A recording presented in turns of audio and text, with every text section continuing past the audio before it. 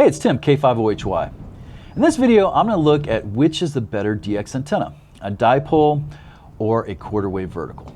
Now, we often hear verticals are DX antennas because they produce low angle radiation.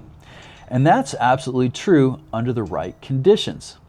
But antenna performance is a lot more complicated than that. There's a lot of factors that may determine how well your antenna is going to work. Things like height above ground, your ground conductivity, your radial system, the terrain, and even the frequency or band you're operating on. Over the last couple of years, I've had a lot of fun building and experimenting with a lot of different antennas.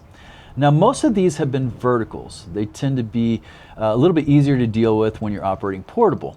But lately, I would say over the last 6 to 8 months, I've preferred horizontally polarized antennas, things like dipoles and doublets. I feel like I get better results, especially in poor band conditions. So in this video, I'm going to explore why that might be the case. I'll briefly go over each antenna, then we'll look at the radiation patterns under different ground conditions. Then I'll go over why they have different performance over different ground. And then I'll set up both antennas and do some performance tests to see if the theory matches the real world results. Now, dipole is one of the simplest antennas in ham radio. It's easy to build, very inexpensive, and can have some really great performance if you keep a couple things in mind. It's simply a half wavelength piece of wire that you feed in the middle. Each side is a quarter wavelength long. So on 20 meters, it's approximately 33 feet in total length. Each side's about 16.5 feet. Now, since we're feeding it in the middle, you can direct feed it with coax. The feed point impedance is close enough to 50 ohms, so you don't need any type of matching unit. A 1-to-1 balance is often recommended, and in theory, I think it can help prevent pattern distortion, common mode current, and may help out with noise a little bit. Now, this is an extremely efficient antenna, especially if you can get it off the ground at least around a quarter wavelength. Most of the power that you send to this antenna is going to get radiated. The radiation pattern is highly dependent on the height above ground. At low heights, you're going to have mostly high angle radiation, which actually can be a really good thing on lower frequencies like 80 meters and 40 meters for near vertical incident skywave, or NVIS. So this is for regional contacts up to a few hundred miles away. But this is less ideal on the higher frequencies, like 20 meters.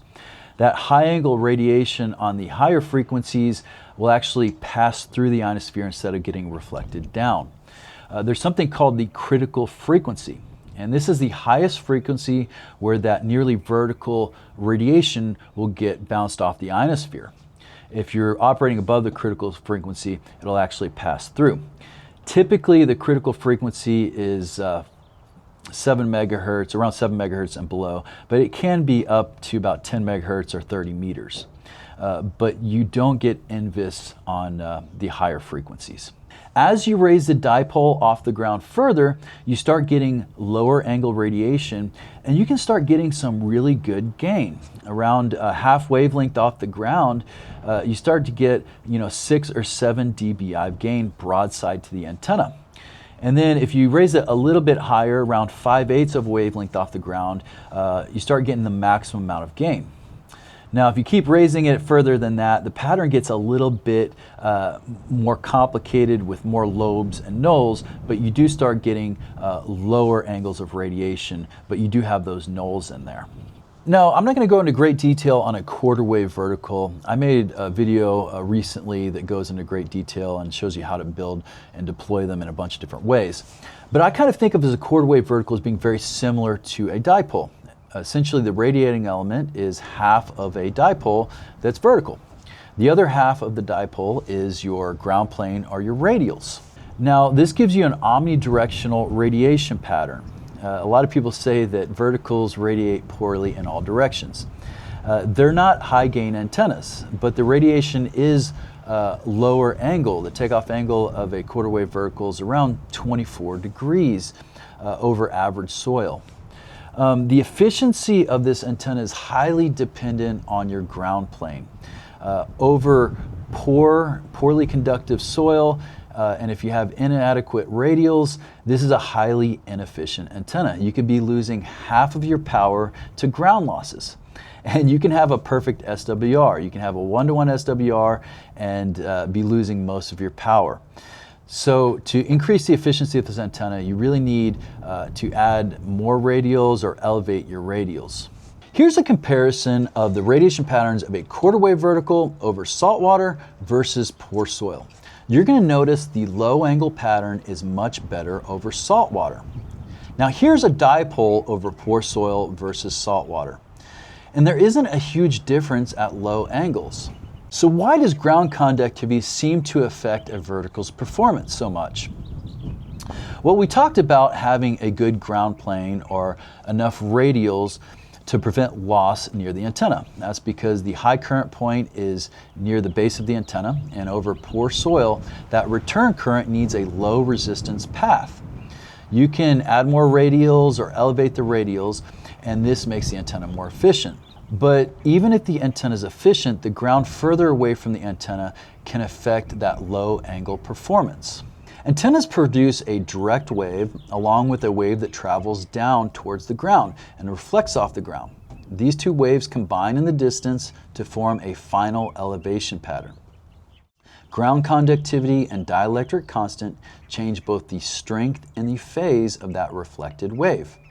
Over saltwater, that reflection is strong and it supports excellent low angle radiation. But over poor, dry, non-conductive soil, that reflected wave can be out of phase and the ground acts more like a sponge than a mirror. So it doesn't support that low angle radiation.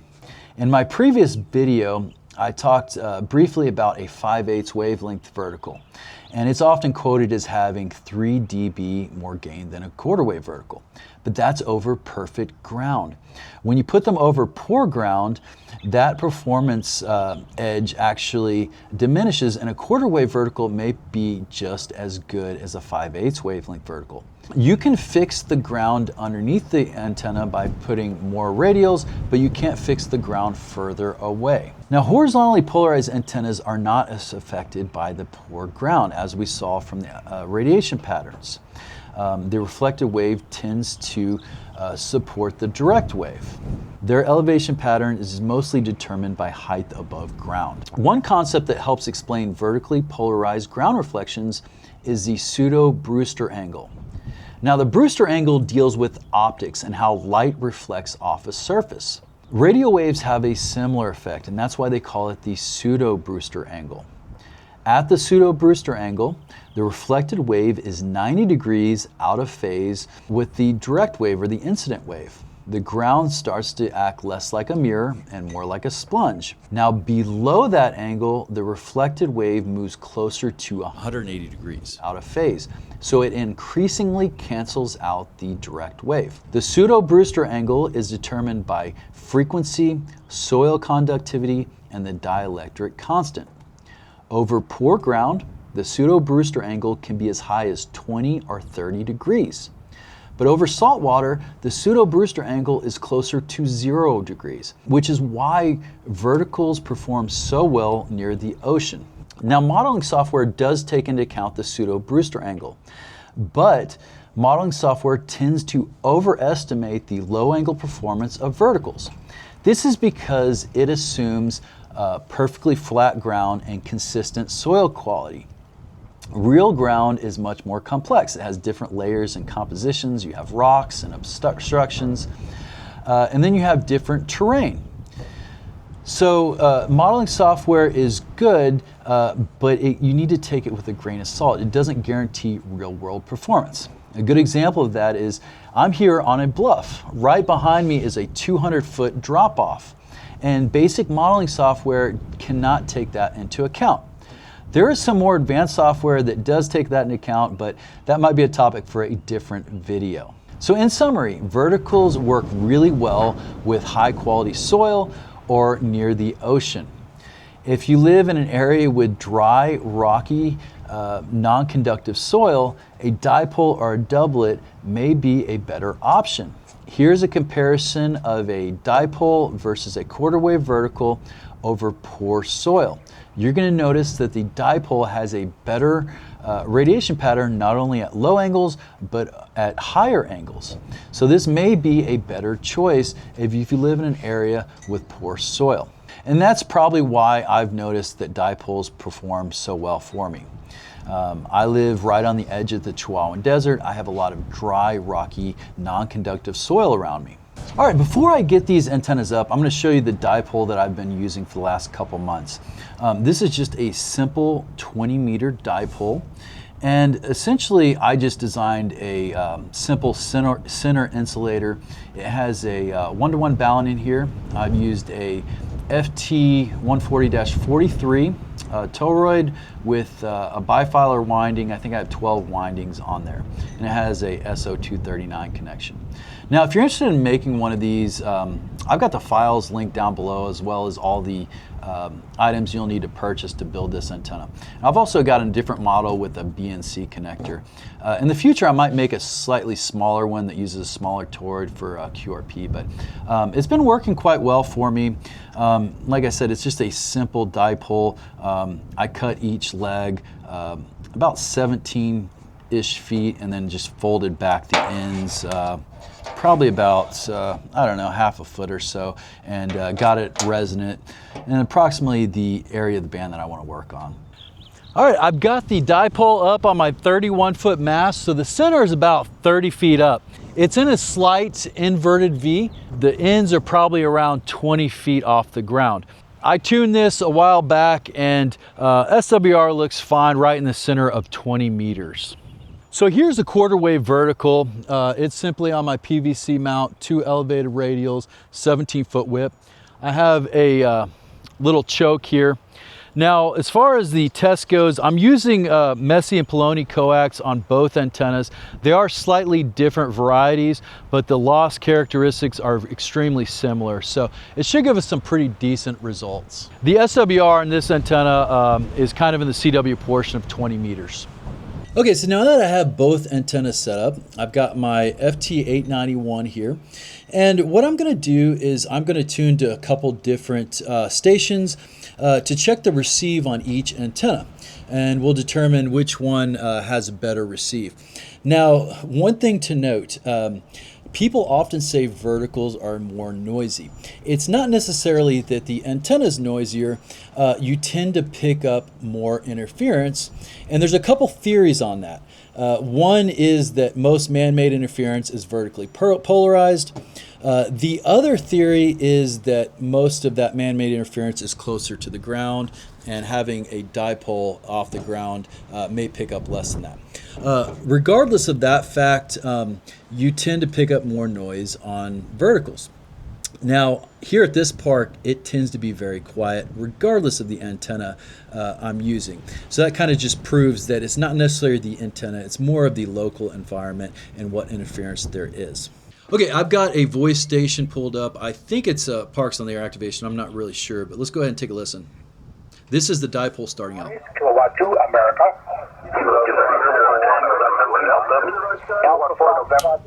This is the vertical. Cheers 4, November, Lima. Thank you. 59 New York. Dipole. Thank you. 59 Kentucky. Good luck, Kilowatt 2, America. Vertical. Alpha Fox 6 United. Dipole. Kilo Delta 9 Tango Quebec Hotel. Thank you. 59 New York. 73 Kilo 2 America. Kilo Delta 9. So it's a noticeable difference between the dipole and the vertical. I would say a couple S units at least. Thank you. 73 Kilo 2 America. I mean, when you switch to the vertical, it pretty much disappears. This is a vertical. Vertical. You only have 8 more signs. Vertical. You're doing a great job. I've got you at about a 5 and 5 this morning. A lot of QRM on my end, and it's a struggle, but I was... Vertical. USL, thanks for hunting this morning in 7-3. Kilo 5, Oscar Hotel Yankee. Oscar Hotel Yankee, station ahead. Kilo 5, Oscar Hotel Yankee. Kilo 5, Oscar Hotel Hotel Yankee, good morning, 5 and 9 South, North Carolina. You're 5'9", West Texas. Thank you very much. Thanks for hunting in 7-3, QRZ. So North Carolina, he's booming in 5'9". QSL, you're in the wall. The vertical, barely hear him. So the receive on the dipole is extremely good. India 7. I mean, it's like almost like you're turning the radio off. So on receive, the dipole just outperformed on voice. I'm going to scroll down to the CW portion of the band and listen to a couple stations here. Here's a station in Michigan. It's a Parks on the Air station. This is on the dipole. Vertical.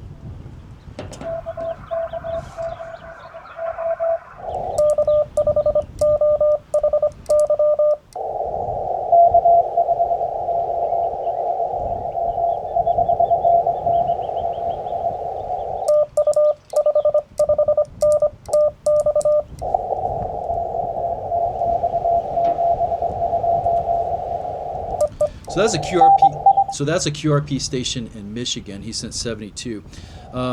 This is a dipole. Dipole. Vertical. Dipole. Vertical. Huge difference. I mean, it's very very noticeable.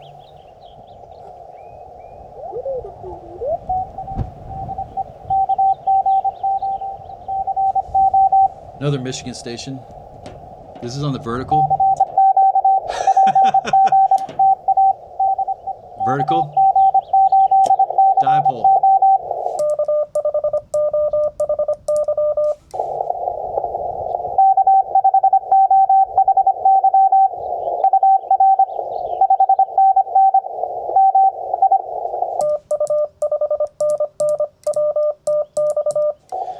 So this is my buddy Tom, KG1A in Florida.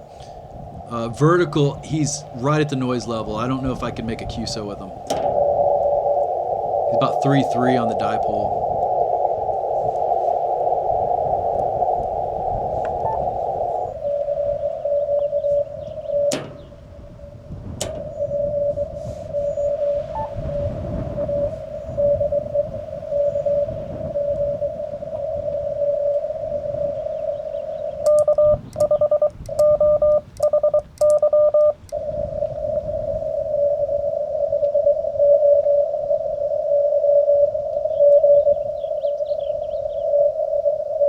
Say good morning, Tim. 5559.